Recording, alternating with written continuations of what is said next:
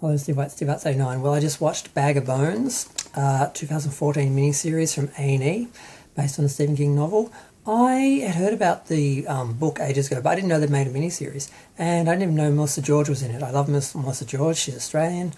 And she was in the Amityville Horror and a few of my other more favourite shows and movies. So that was great. It was really good. I was so happy to have another Stephen King miniseries. I haven't had one for a while. The last one I feel like I watched was Storm of the Century, which I think was 2008. So it's been a while. I can't think of any since.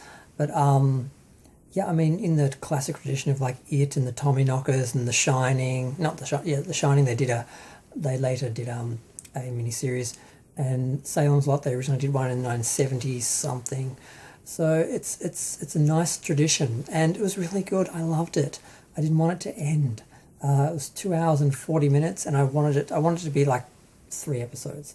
It was great. Basically, it's the story of a writer. Yes, I know, Stephen King. And he loses his wife. He's going on a book tour. His book's done really well. His wife helps him write all his books, and she's there with him, and she disappears to get a pregnancy test and gets hit by, I think, a car, and she dies.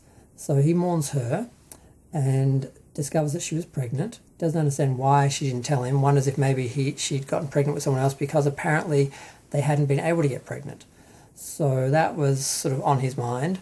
His agent basically said, you need to get a book out a bit sooner, because some people who normally do books in like the summer are doing them in the spring or something. They had to move schedules around, so he had to get back to work, even though he didn't have much time to deal with the loss.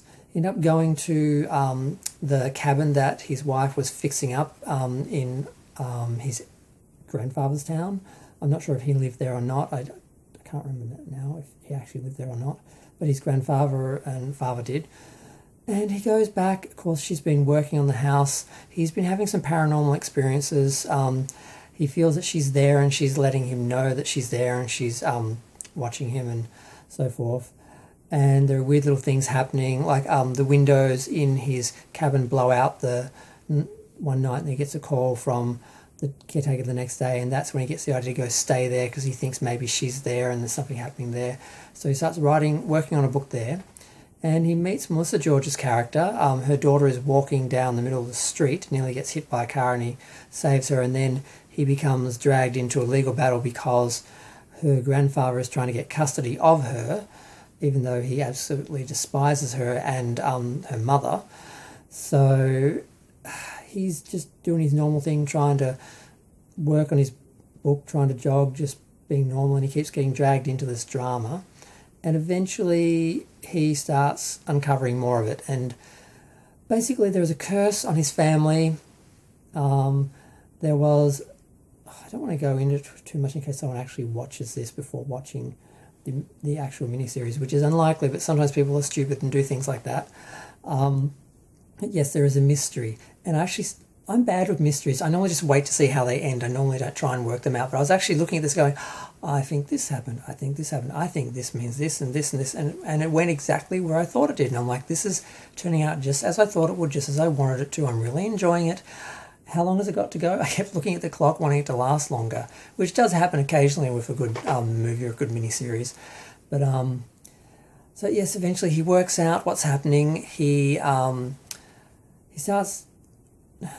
The grandfather dies, and he starts dating the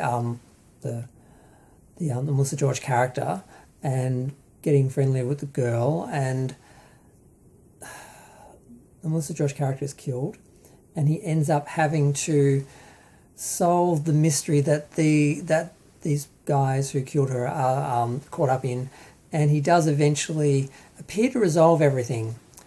But then the very, very end of the miniseries is slightly ambiguous. I'm just going to leave it at that. But it was great. I loved it. Pierce Brosnan was good. Melissa George was good. The kid was good. Everyone was good. Kelly Rowland apparently was going to be in the role as a singer, but that didn't happen for some reason. Last minute she was replaced by somebody else. It was done for A&E. I think I mentioned that.